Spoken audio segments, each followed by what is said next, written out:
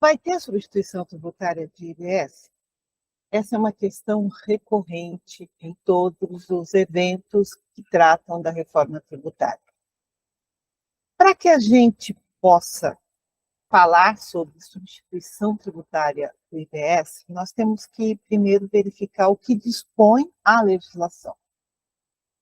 O parágrafo 7º do artigo 150 da Constituição dispõe que a lei poderá atribuir ao sujeito passivo de obrigação tributária a condição de responsável pelo pagamento de imposto ou contribuição, cujo fato gerador deva ocorrer posteriormente, assegurada imediata e preferencial restituição da quantia paga, caso não se realize o fato gerador presumido.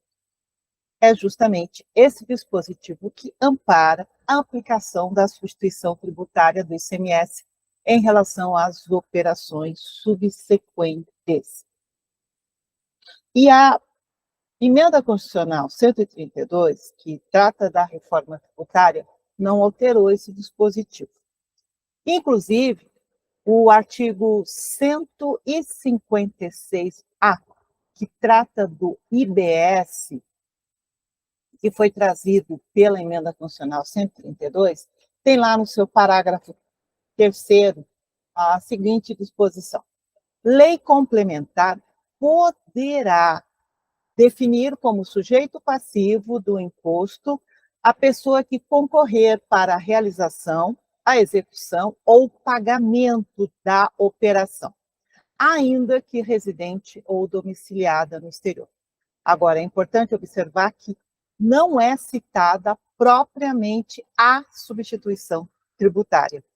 E o texto do projeto de lei complementar número 68 de 2024, que é o nosso PLP 68, que trata da instituição do IBS, da CBS e do imposto seletivo, também não traz disposição relativa à substituição tributária. Mas o que a gente ouve falar é que os governadores têm muito interesse em que seja implantada a substituição tributária também do IBS.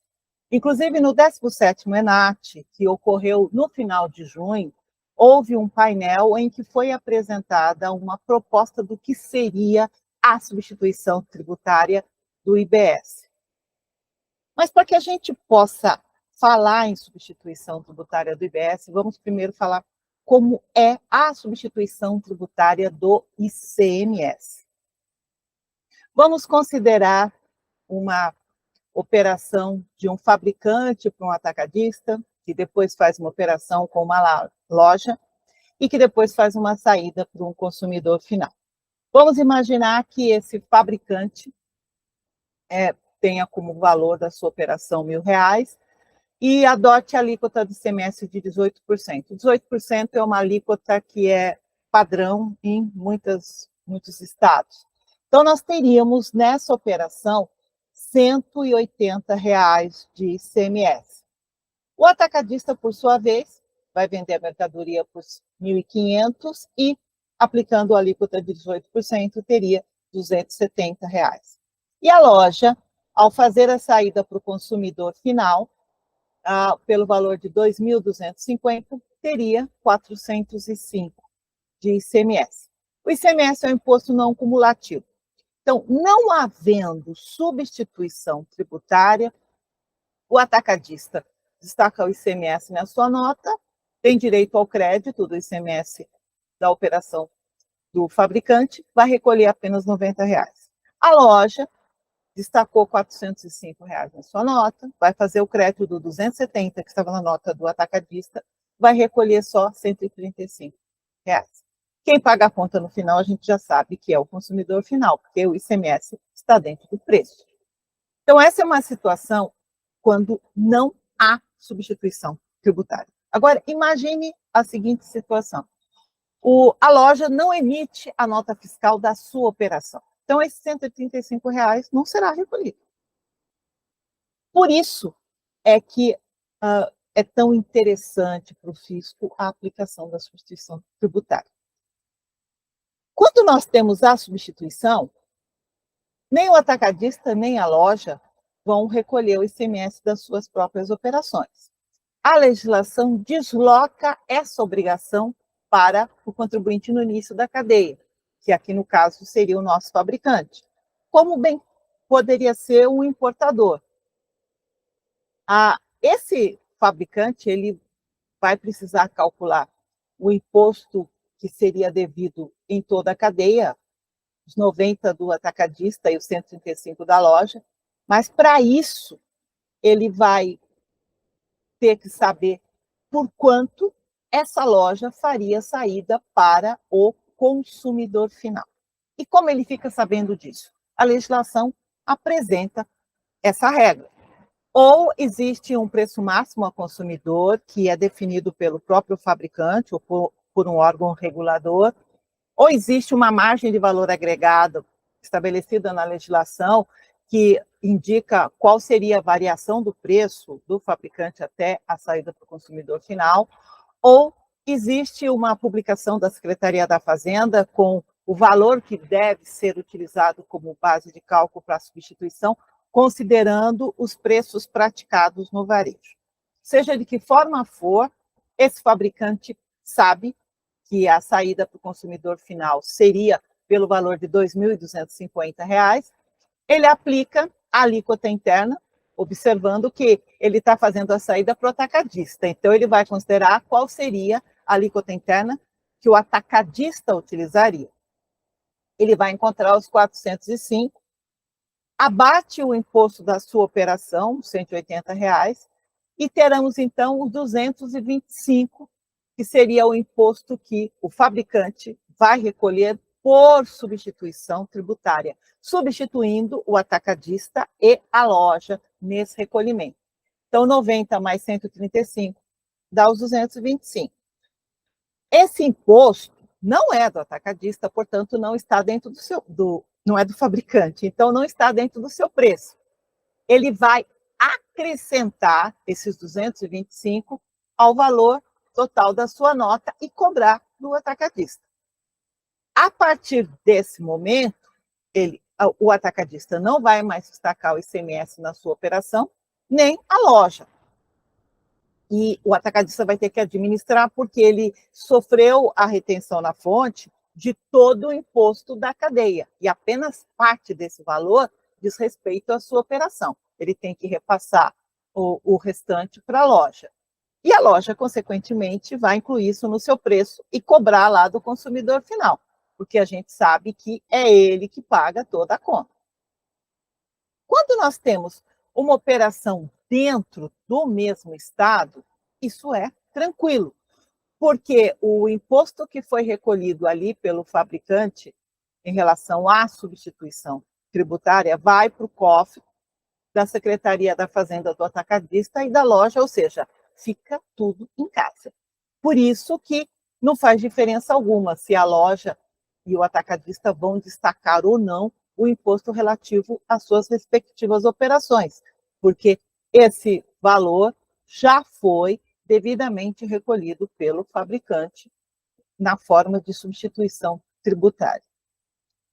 O problema acontece quando nós temos operações interestaduais. Por quê? Quando é praticada uma operação interestadual, tudo volta a ser tributado normalmente. Então, esse atacadista que comprou do fabricante com substituição tributária, se ele for fazer uma saída, for fazer uma venda para Minas Gerais, por exemplo, ele vai ter que destacar o ICMS na sua nota. Vamos considerar uma mercadoria nacional, 12% alíquota sobre 1.500, nós teríamos ali R$ 180 de ICMS. Quando a minha operação passa a ser tributada, por ser uma operação interestadual, eu tenho direito ali a fazer o crédito do ICMS do meu fornecedor, que eu não teria se a minha operação fosse na condição de substituído, né, dentro do mesmo estado. 180 que estava na nota do meu fornecedor, eu acredito, o atacadista não vai recolher ICMS algum, zerou. mas ele tem direito a buscar o ressarcimento do R$ 225, porque a operação para o consumidor final já não vai mais acontecer dentro do Estado. E, consequentemente, voltou tudo a ser tributado como antes, como se nunca tivesse havido, né, a substituição tributária. Aqui entra o parágrafo 7º lá do artigo 150. Essa restituição, ela deveria ser feita o mais rápido possível. E a gente sabe que o processo não é tão simples assim. E, às vezes, um contribuinte demora meses para ter esse valor de volta. A loja, lá no estado de Minas, nós não praticamos a substituição tributária na venda para a loja para não ficar difícil, mas esse atacadista poderia ser o substituto se houvesse acordo entre o estado de São Paulo e Minas para essa mercadoria. Ela vai fazer uma venda para um outro estado, para ficar mais difícil. Então, ela vai destacar 12% em relação à sua operação própria, R$ 270, que é 12% sobre 2.250, ela vai ter direito a fazer o crédito do imposto que estava na nota do atacadista, consequentemente, ela vai recolher só 90, e ela vai recolher o diferencial de alíquota para o estado do Rio de Janeiro, que é onde se localiza o consumidor final. Então, R$ 135 vai para o Rio de Janeiro. Observa que a substituição tributária em operações envolvendo outros estados, ela meio que perde o sentido se nós não tivermos como reaver aquele imposto que foi retido por substituição na operação com o atacadista. Se, com o ICMS, em que o imposto é recolhido para o estado, já é complexo, como seria com o IBS, em que o imposto é recolhido para o estado e para o município? Vamos ver o que muda com a reforma tributária e com o IBS. Primeiro ponto, o IBS tem uma parcela municipal e uma parcela estadual. Consequentemente, se nós formos falar em substituição tributária, é a parcela do estado e do município. E nós temos novas regras de tributação. O IBS é devido para o local de destino da mercadoria, ou seja, o local de onde a mercadoria sai, em princípio, não vai ter nada. Eu digo em princípio porque eu já vou explicar o porquê. O IBS e a CBS têm norma única. Sendo assim, se eu tiver substituição tributária do IBS, eu também vou ter que ter da CBS. E o IBS, ele é administrado pelo comitê gestor. Não é o Estado que vai receber esse valor diretamente do contribuinte. O recolhimento é feito para o comitê gestor, e esse comitê gestor é que distribui entre os entes da federação o valor que é cabido a cada um deles. Né? Nós temos no artigo 156, no artigo 156A, parágrafo 4º da Constituição, essa disposição sobre a distribuição do produto da arrecadação do IBS, e no projeto de lei complementar número 108, esse procedimento é melhor detalhado. Então, vamos ver o que diz esse dispositivo lá no PLP 108. Está no artigo 117, que a cada período de distribuição, o Comitê Gestor do IBS calculará a receita base de cada estado, Distrito Federal e município, nos termos previstos nesse capítulo. E essa receita base para cada ente federativo corresponde a uma receita inicial apurada nos termos do artigo 118 e poderá ter ajustes, né, que tratam os artigos 119 ao 123. E o que nos diz esse artigo 118? Compõe a receita inicial de cada ente federativo o valor do IBS pago e que não tenha sido apropriado como crédito relativo às operações e importações em que o Estado, o Distrito Federal e o município seja o destino da operação. Então, não basta ter o recolhimento do imposto. É necessário que esse imposto não tenha sido creditado por um contribuinte para que o ente federativo tenha o direito a essa receita. Então, como fica com o IBS? Nosso cenário lá também, o fabricante, atacadista, a loja, o consumidor final. Agora nós temos que considerar também o município. Então, o fabricante está na cidade de São Paulo, no estado de São Paulo. O atacadista está na cidade de São Paulo, estado de São Paulo. A loja está no município de Belo Horizonte, estado de Minas Gerais. E o consumidor final está no município do Rio de Janeiro, estado do Rio de Janeiro. Valor de R$ 1.000 a operação. Vamos considerar a alíquota do IBS de 17,7%. Aí está a parte do Estado e a parte do município. Esse foi o percentual inicialmente pensado quando o projeto de lei complementar foi encaminhado para o Congresso.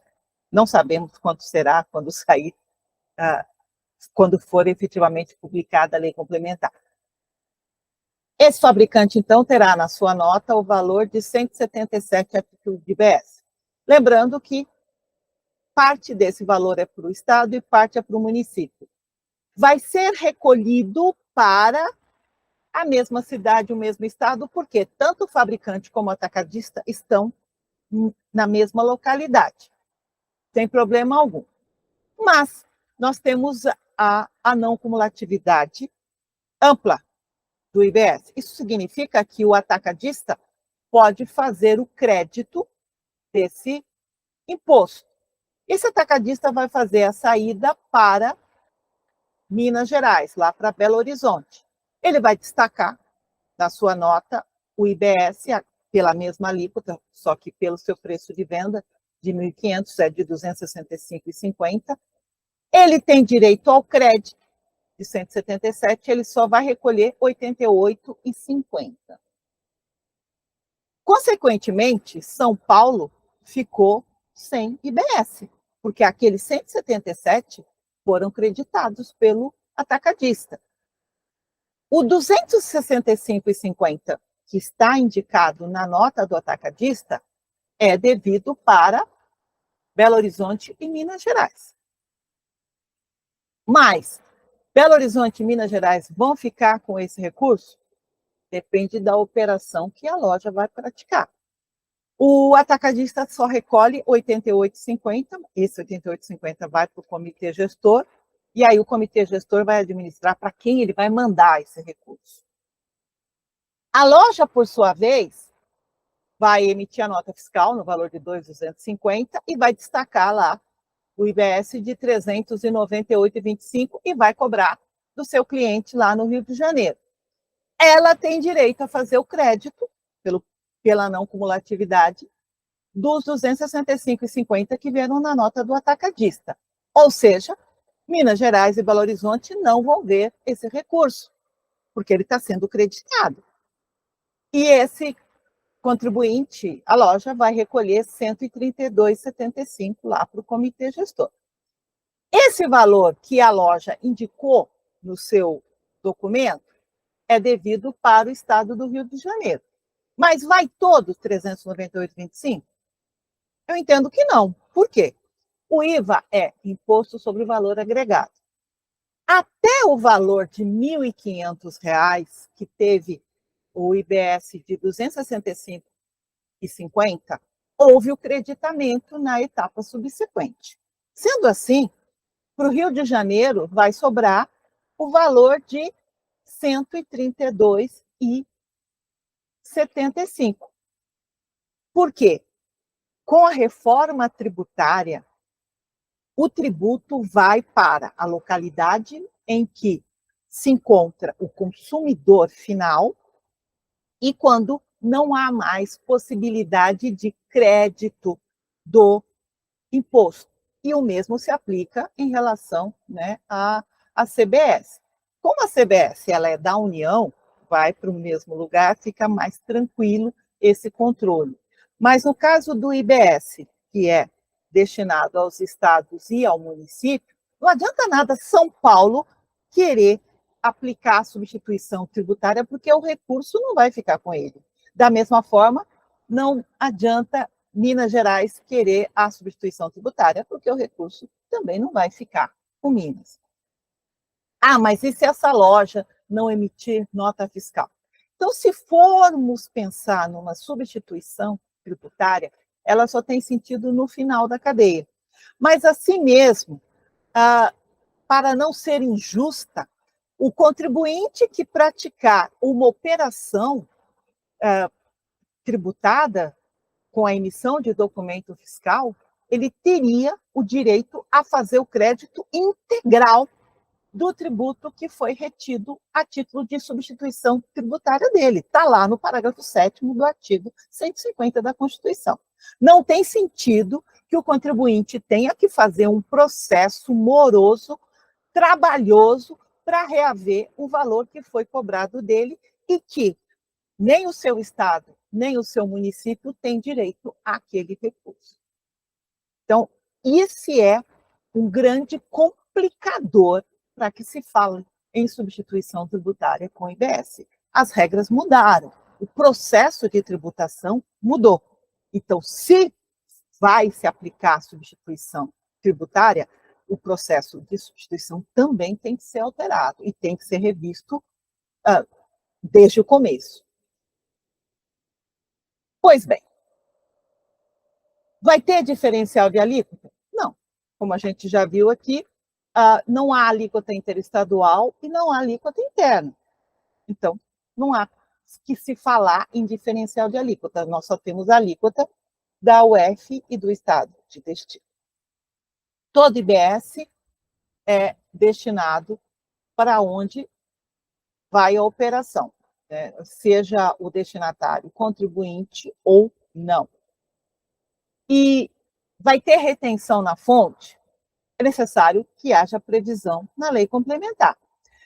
A retenção na fonte de PIS e COFINS, ela termina lá em 2027, quando termina o PIS e COFINS. Nós já temos a alteração para os artigos 30A, 34 da lei número 10833 de 2003, onde nós temos a indicação da retenção do PIS e da COFINS, e o artigo 486, ele entra em vigor em 1º de janeiro de 2027. Isso está previsto no artigo 515, inciso 2 do PLP 68. Então, é importante que nós pensemos que, com a reforma tributária, muito do que existe hoje tem que ser repensado. Não é simplesmente aplicar o que já havia com o ICMS, ou mesmo com PIS, COFINS, ou com ISS, com o IBS e com a CBS.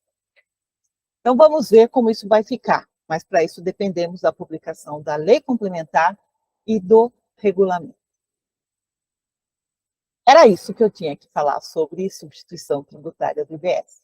Aqui no canal, nós temos outros vídeos tratando de temas vinculados à reforma tributária.